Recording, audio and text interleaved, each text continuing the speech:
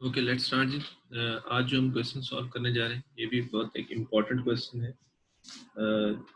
General entries बनानी है हमने, लेकिन आपने देखना है कि इसको किस तरीके से फिर हम सॉल्व करते हैं। वेरी इंपॉर्टेंट है ये। कैलकुलेशंस हैं थोड़ा सा कॉम्प्लेक्स टाइप की, वो आपने देखने हैं जरा। फर्स्ट ऑफ ऑल रीडिंग करते हैं क्वेश्चन की जी।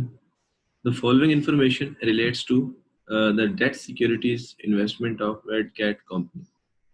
First one, on February 1, the company purchased 10% bonds of Gibson Company having a par value of 300,000 at 100 plus accrued interest. Interest is payable April 1 and October 1. ठीक है जी। तो हम देखते हैं requirement को भी पहले पढ़ लेते हैं। Prepare any journal entries you consider necessary including year and entries December 31st assuming these are available for sale securities. तो अकॉर्डिंगली जैसे जैसे ये हमें इन्फॉर्मेशन दी जा रही है मैं उसकी जर्नल एंट्रीज बनाता हूँ ताकि टाइम भी सेव हो जाए और आपको कॉन्सेप्ट्स जो है वो भी क्लियर हो जाए। तो फर्स्ट जनरल एंट्री जो है हमारे पास किस डेट को है जी? February 1 को। February 1 को हमने क्या किया जी? एक परचेज किए debt securities 10% bonds Gibson company के जिनकी पार वैल्यू 3 लाख है, और हमने 100 प्लस एक्रूड इंटरेस्ट यानी 100 मीन 100% यानी जो उसकी पार वैल्यू वो भी पे की, प्लस जो एक्रूड इंटरेस्ट हुआ था वो भी पे किया। तो अब जरा देखें इसको। हम सिक्योरिटी हमारे पास टाइप उन्होंने बता दी है कि अवेलेबल फॉर सेल है, तो हम यहाँ देख लेते हैं debt security. Debt security securities लिख लिया -AFS, और उसके बाद हमने यहाँ लिख लेना है इंटरेस्ट रेवेन्यू,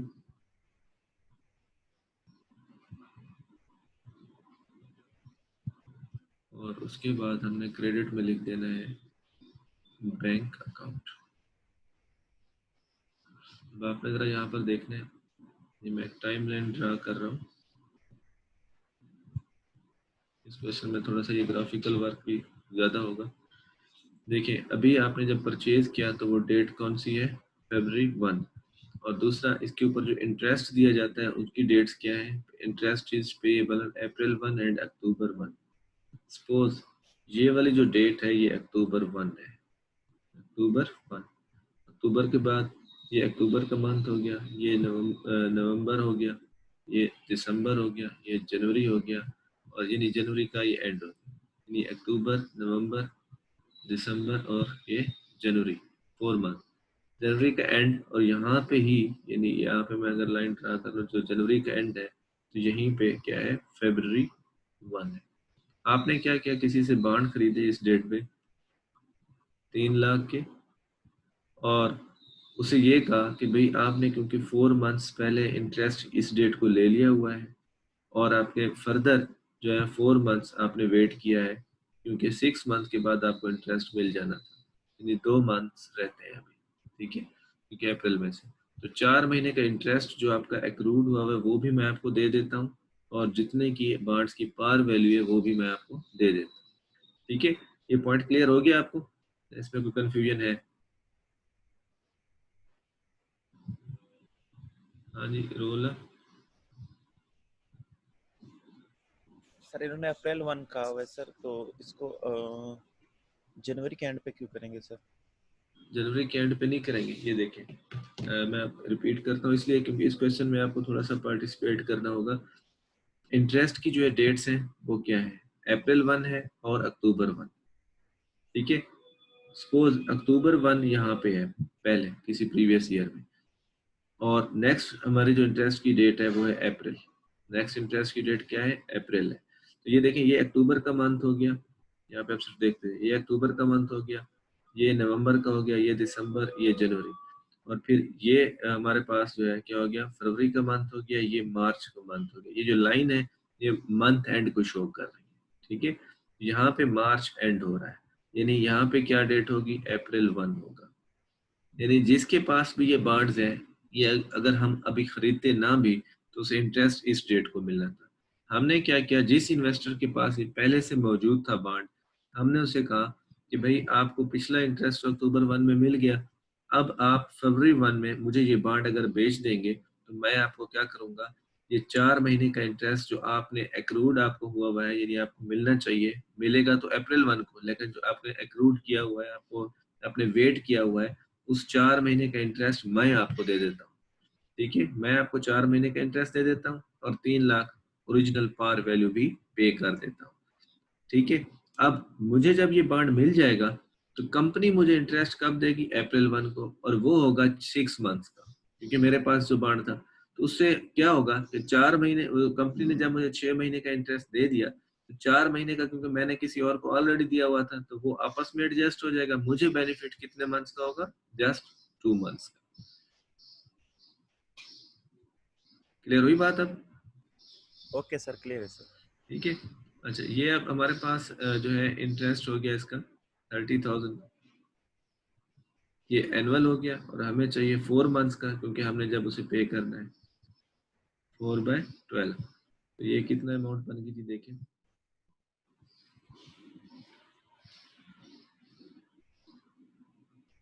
10,000। ठीक है, तो इसका मतलब है कि जब हमने ये सिक्योरिटीज खरीदी तो उनकी जो ओरिजिनल वैल्यू थी 3 लाख हमने ये दिए, और 10,000 इंटरेस्ट के दिए, और टोटल हमने अमाउंट कितना पे की, 3,10,000। हाँ, अब आपका ये क्वेश्चन हो सकता है कि हमें इंटरेस्ट रेवेन्यू रेवेन्यू को हमने डेबिट क्यों किया। ये इसलिए डेबिट किया कि with the passage of time ये अमाउंट खुद ही एडजस्ट हो जाएगी। देखिए, अभी मेरे पास ये इंटरेस्ट मैंने 4 महीने का क्योंकि उसे दे दिया है, जब मुझे वापस मिलेगा 6 महीने का, ठीक है, तो ये 4 महीने जब मिलेगा तो मेरी वो इंटरेस्ट इनकम होगी और मैं उसे क्रेडिट करूंगा। तो फिर क्या होगा कि 6 मंथ और 4 मंथ्स जो मैंने एडवांस में या डेबिट किया हुआ वापस में एडजस्ट हो जाएंगे, सिर्फ 2 मंथ्स का क्रेडिट में रह जाएगा। ठीक है, तो फिलहाल मैंने क्या किया, इसको इंटरेस्ट रेवेन्यू में लिख लिया। इसको आप इंटरेस्ट रिसीवेबल में भी लिख सकते हैं, जहाँ पे डेबिट में इंटरेस्ट रिसीवेबल भी लिख सकते हैं और इंटरेस्ट रेवेन्यू भी, दोनों ने आपस में एडजस्ट हो जाना है अल्टीमेटली। ठीक है, तो ये एंट्री हुई थी फरवरी 1 की। उसके बाद है हमारे पास second, on April 1 semi annual interest is received. अब यहाँ पे देखिए हम आपको ये क्लियर कर देंगे एंट्री कि किस तरीके से है अप्रैल 1 की एंट्री।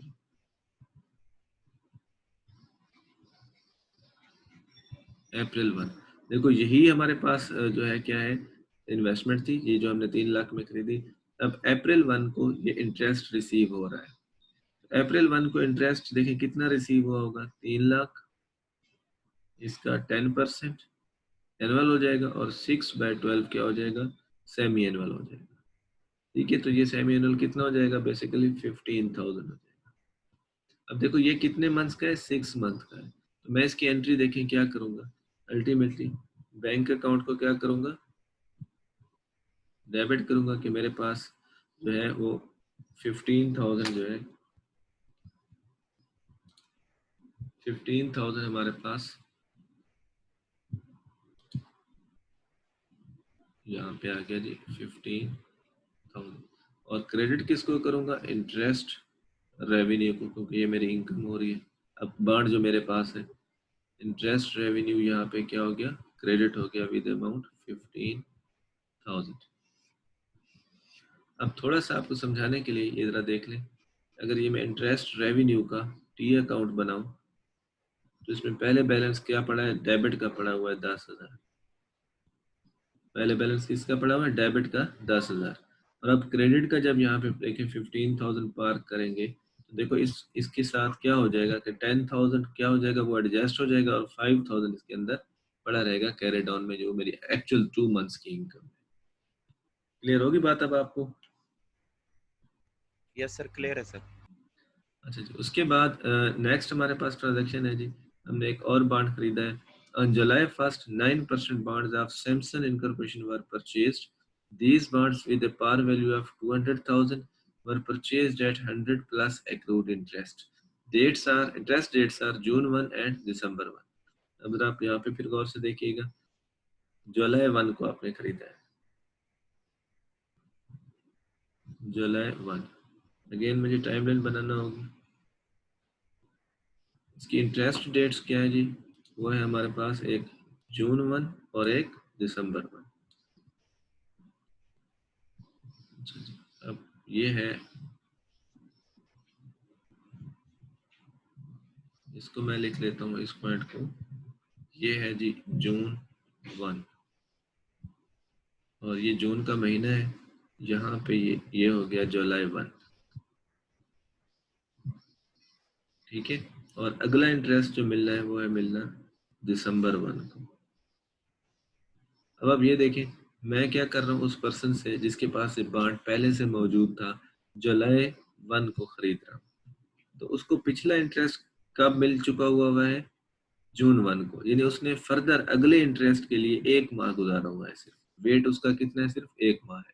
तो मैं उसे कहता हूँ कि आप मुझे ये बॉन्ड दे दें, मैं आपको 2 लाख रुपए बॉन्ड की वैल्यू जो है वो दे देता हूँ, और जो आपने 1 महीना वेट किया हुआ है उसका इंटरेस्ट आपका जो बनता है वो भी मैं आपको दे देता हूँ। लेकिन जब कंपनी 6 माह के बाद इंटरेस्ट देगी तो वो मुझे 6 माह का मुझे ही मिलेगा, जिसमें 1 माह आप वाला एडजस्ट हो जाएगा और मेरा जो 5 माह का इंटरेस्ट बनेगा वो मैं ले। ठीक है, क्लियर हो गई ये बात। तो अब मेरे पास, हम यहाँ पे इसकी कैलकुलेशन करते हैं। ये 2 लाख ओरिजिनल वैल्यू बॉन्ड की, इसका रेट ऑफ इंटरेस्ट 9% है और 1/12, ये हमारे पास वैल्यू आ जाएगी इंटरेस्ट की, जो मैं अभी मैंने उसे पे करना है 1 माह का, 200,000 इंटू 0.9।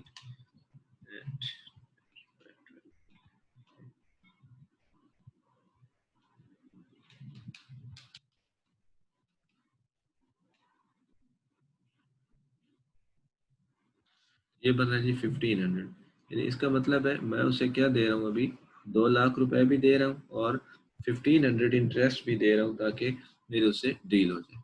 तो मैं यहाँ फिर लिखूंगा डेट सिक्योरिटीज AFS, ये मैंने खरीदी 2 लाख की, और जो उसे मैंने अभी इंटरेस्ट पे किया, इंटरेस्ट रेवेन्यू में यहाँ पे लिख रहा हूँ, एक ये अकाउंट यूज कर रहा हूँ, 1500 उसे मैंने ये दे दिए, और टोटल जो अब बैंक से आउटफ्लो हुआ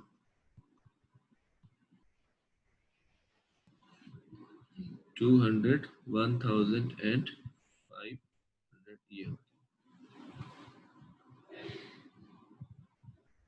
200, 1000 एंड 500, तो ये हमारी एंट्री यहाँ पे कंप्लीट हुई। ठीक है, जुलाई 1 को। अब आगे जी हमारे pass on September 1, bonds with a par value of 60,000 purchased on February 1 are sold at 99 plus accrued interest। अब आप यहाँ पे थोड़ा सा देखते हैं कि किस तरीके से हम इसको अकाउंट फॉर करते हैं कि on September 1 bonds with a par value of 60,000 purchased on February 1, यानी जो हमने यहाँ पे देखें फर्स्ट ट्रांजैक्शन में February 1 में बॉन्ड्स खरीदे थे, उनको हम सेल आउट कर रहे हैं, उनमें से कुछ पार्ट। ठीक है, और उसका उसका जो कुछ पार्ट है वो क्या है, उनकी ओरिजिनल वैल्यू तो 3 लाख है पार वैल्यू, उस पार वैल्यू में से 60,000 का हिस्सा हम बेच रहे हैं, कितने में, 99, यानी कम पैसों में, 100% से कम, 99 प्लस एक्रूड इंटरेस्ट और उसके ऊपर जितना इंटरेस्ट बना हुआ होगा। तो ये हम बेच रहे हैं जी सितंबर 1 में, सितंबर 1, यहाँ पे हम एंट्री करेंगे और उसकी यहाँ पे हम वर्किंग कर लेंगे।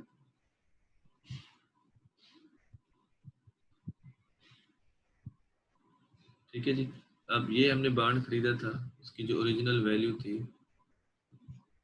वो थी 3 लाख, और जो रेट था वो 10% था, और हमने अब बेचा कितना है, 60,000, यानी पार वैल्यू 60,000 है, हमने बेचा इतने में नहीं है, हमने बेचा कितने में है, इसकी हम जरा कैलकुलेशन कर लेते हैं। देखिए, ये जो 60,000 वाला बॉन्ड है वो हमने बेचा है 99 प्लस अक्रूड इंटरेस्ट, 99 में 99%, यानी फुल 100% में से 99%। तो ये हम देख लेते हैं जी, 60,000 इसका 99%, एक 59,400 plus accrued interest.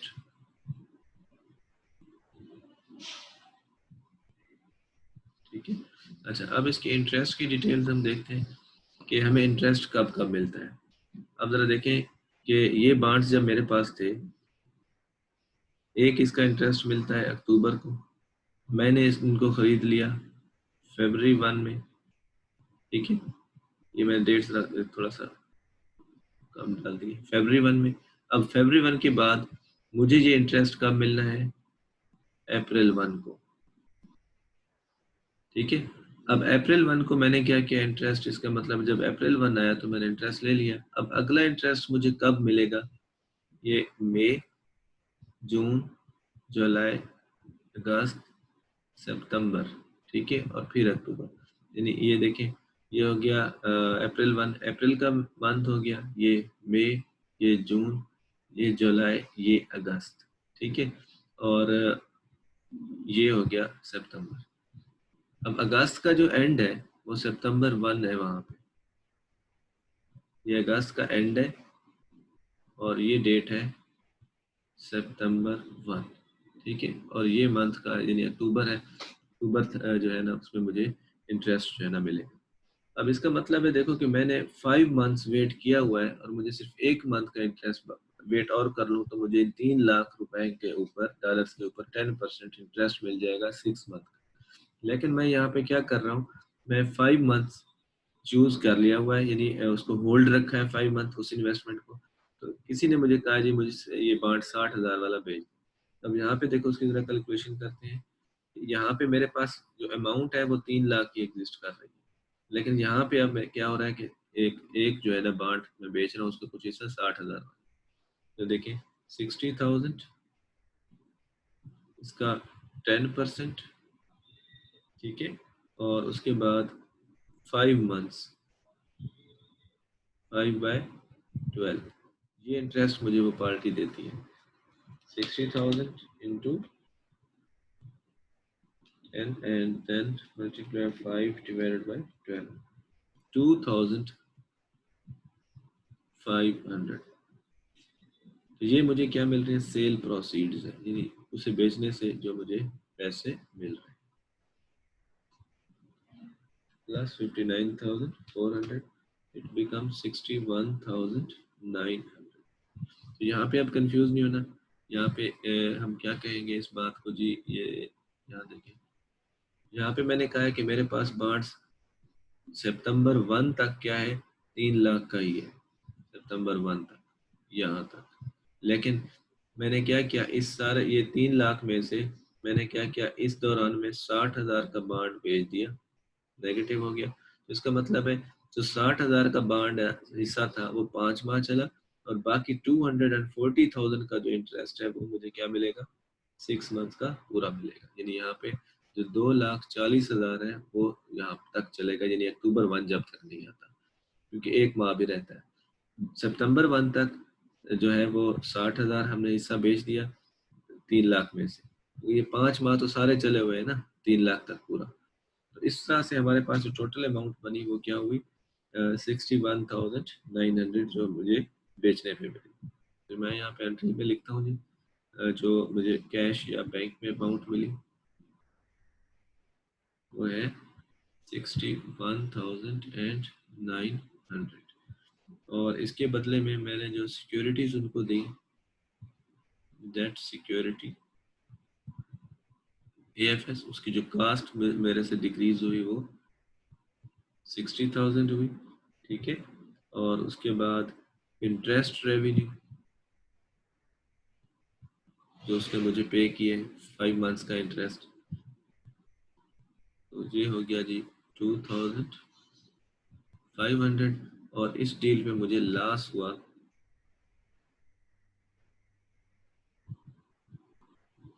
Loss on sale, तो कितना हुआ वो यहाँ से भी आप देख सकते हैं। देखो 60,000 वाली चीज मैंने कितने में बेची, 59,400 में। एक तो यहाँ से आप देख सकते हैं, दूसरा अगर आप डेबिट क्रेडिट को कंपेयर करें तो यहाँ पे भी आपको डिफरेंस नजर आएगा। तो वो अमाउंट बनती है बेसिकली 600। इस तरह से ये अपने इस एंट्री को अकाउंट फॉर करना है कि आपको यहाँ पे क्या लॉस हुआ और किस तरह से आपने इसकी कैलकुलेशन की। जी कोई क्वेश्चन है तो आप पूछ सकते हैं।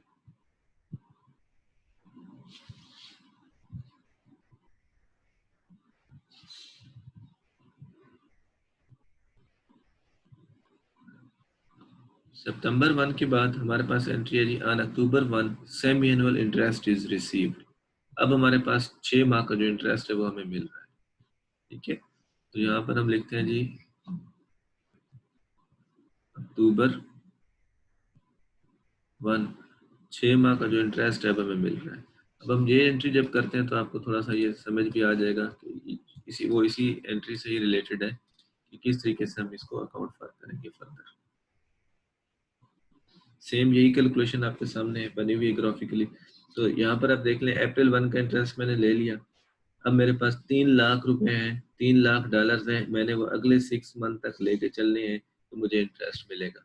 अब मैंने क्या किया, अब 5 माह तो मेरे पास सारा 3 लाख पूरा इकट्ठा रहा। 5 माह खत्म जब हुए तो मेरे पास 60,000 नहीं था। तो इसका मतलब है 5 माह 2,40,000, 5 माह भी चला है और अगला माह भी चलेगा, यानी 6 मंथ, यानी ओवरऑल 6 मंथ हमारे पास कितने बॉन्ड्स रहे हैं, 2,40,000। तो अब उसका इंटरेस्ट अब कैलकुलेट कर लेते हैं कि हमारे पास वो कितना बनता है जी इंटरेस्ट।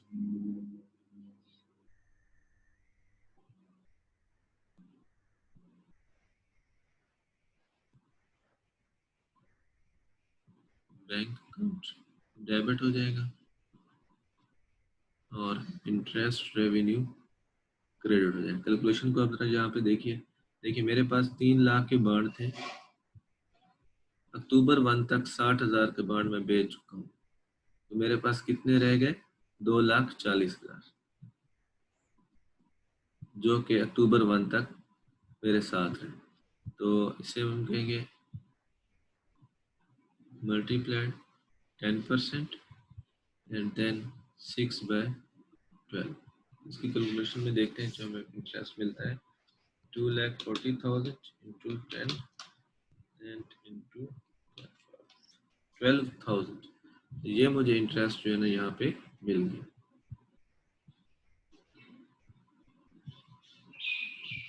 ठीक है जी, क्लियर है या कोई कंफ्यूजन है इसमें?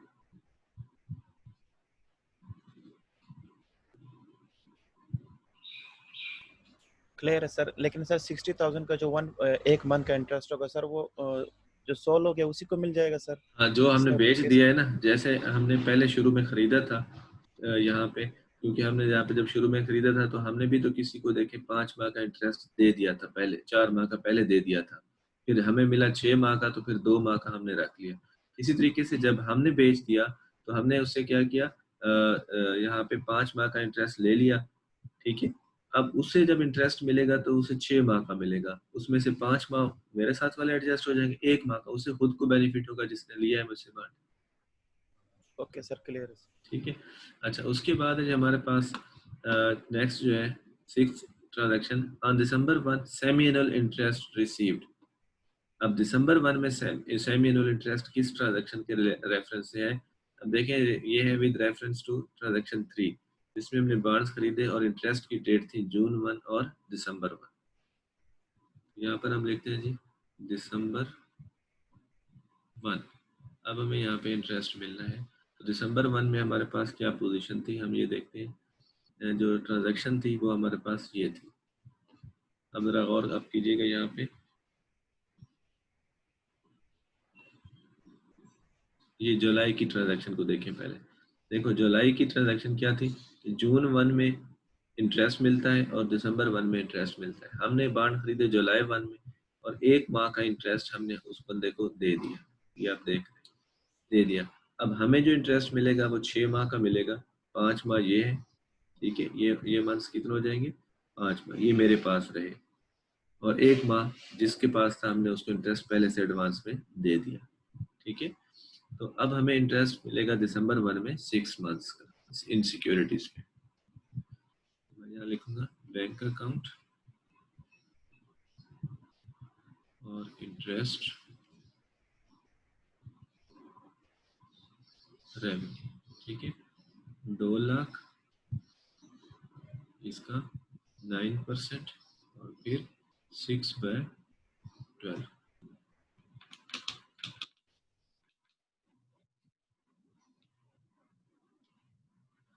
बन रहा है 9,000।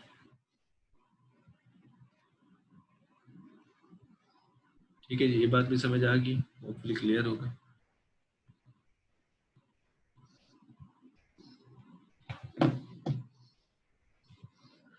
अच्छा जी, उसके बाद हमारे पास नेक्स्ट जो है 7th को, on December 31 the fair value of the bond purchased February 1 and July 1 are 95 and 93 respectively.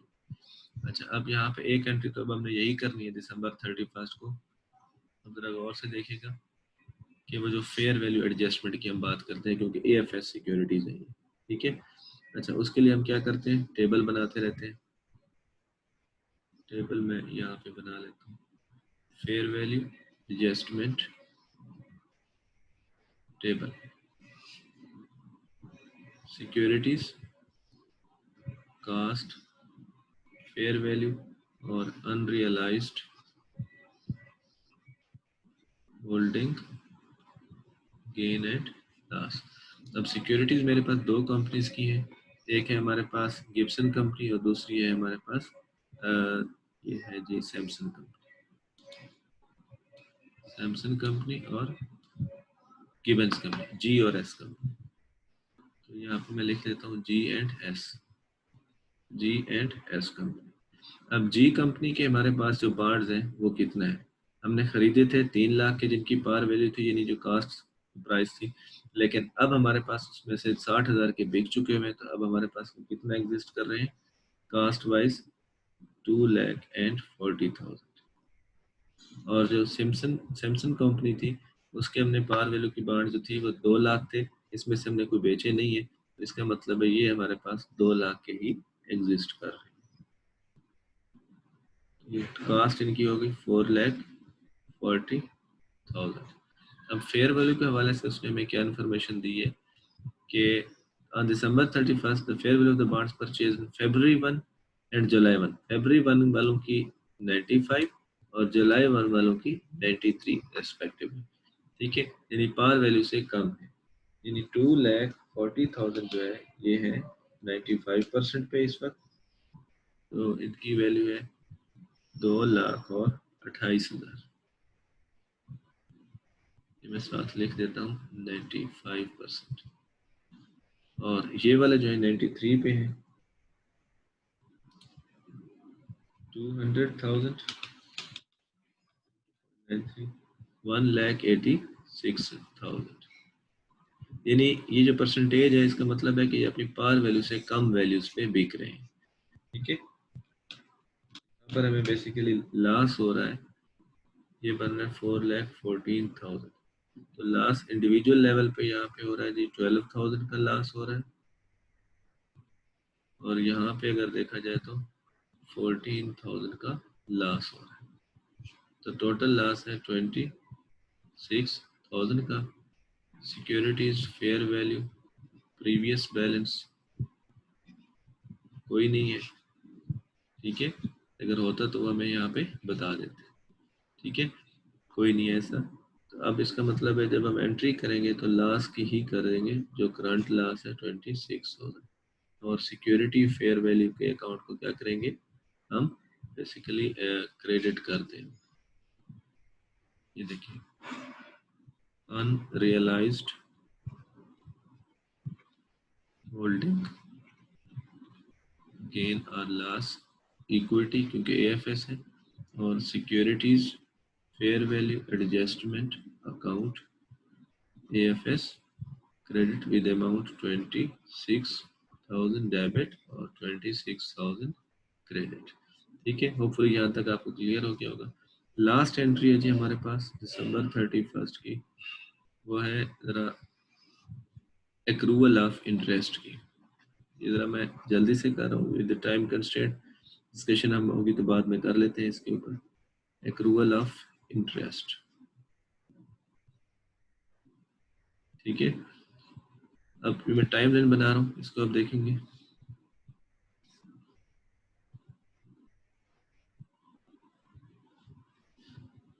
ये बॉन्ड नंबर 1 जो हमने खरीदा था, उसका जो इंटरेस्ट की डेट्स हैं वो क्या क्या है, देखें, एक अप्रैल 1 में, एक अक्टूबर 1 में। अब जरा इसको मैं जल्दी से पढ़ रहा हूँ। अक्टूबर 1 में इंटरेस्ट आपने एक 2.2 देखें, इसके ऊपर जो अप्रैल 1 का इंटरेस्ट है वो आपने ले लिया। अब अगला इंटरेस्ट कब लेना है, अक्टूबर 1 में। तो अब इंटरेस्ट इंफॉर्मेशन 5 पे देखें, अक्टूबर 1 में भी आपने इसके ऊपर इंटरेस्ट ले लिया। अब अगला इंटरेस्ट फिर आपको कब मिलना है, अप्रैल में। तो यहाँ पे आपने देखो कि फॉर एग्जांपल ये है जी आपके पास अक्टूबर 1, तो आपने इंटरेस्ट ले लिया। अगला इंटरेस्ट आपको अगले साल अप्रैल 1 में मिलना है, तो यहाँ पर आ जाता है दिसंबर 31। तो अक्टूबर का मंथ, ठीक है, नवंबर का मंथ और देन दिसंबर का मंथ, 3 महीने का जो इंटरेस्ट होगा वो क्या होगा, एक्रूड हो जाएगा, ठीक है, 3 मंथ्स का।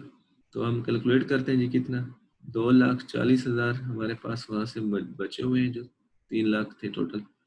उसका इंटरेस्ट रेट है 10% और 3/12।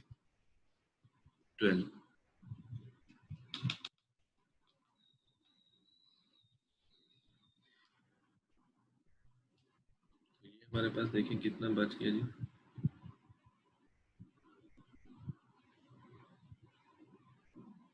6,000 हो गया जी। ये हम लिखेंगे अपने पास इंटरेस्ट रिसीवेबल। उसके बाद दूसरी हमारी जो इन्वेस्टमेंट थी,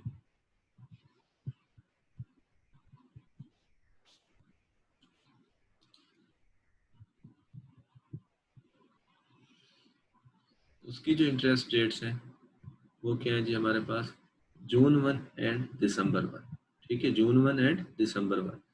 इसका मतलब है, देखो, हाँ मैं इधर से दिखा भी दूँ, जून 1 क्योंकि हमने खरीदा इसे जुलाई में है, तो जुलाई वाला इंटरेस्ट तो महीना अब खत्म हो गया, जून 1 वाला। हमें इंटरेस्ट कब मिला इसका, दिसंबर 1 में। ये आप इंफॉर्मेशन 6 में देख सकते हैं, इसके रेफरेंस से। On December 1 semi annual interest received इस सिक्योरिटी के ऊपर, क्योंकि जुलाई में हमने खरीदी थी, तो दिसंबर 1 में हमें इंटरेस्ट मिल गया। अगला इंटरेस्ट अब कब मिलेगा, जब जून 1 आएगा।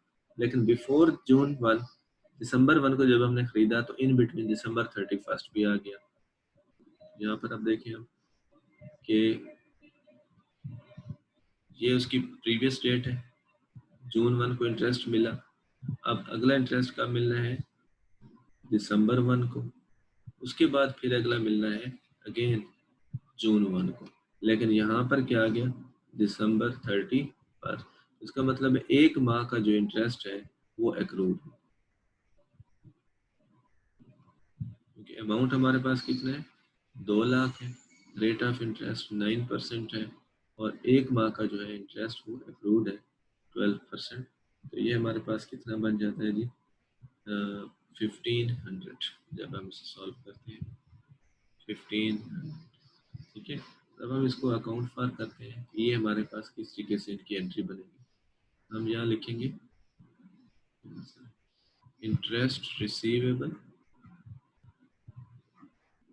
डेबिट और इंटरेस्ट रेवेन्यू क्रेडिट। वर्किंग हमने की हुई है, तो वर्किंग का नंबर दे देते हैं, 6,000 plus 1,500।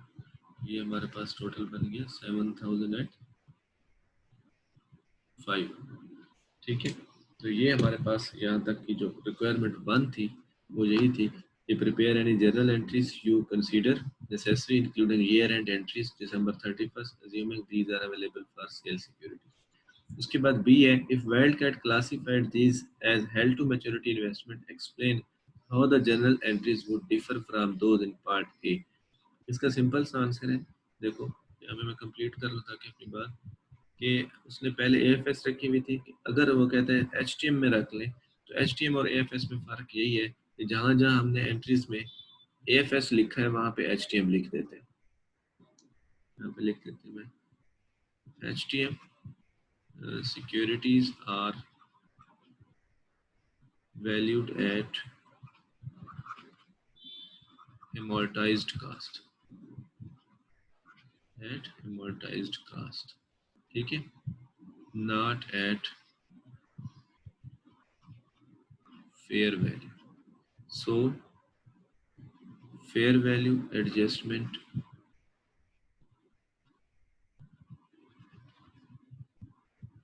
will not be required।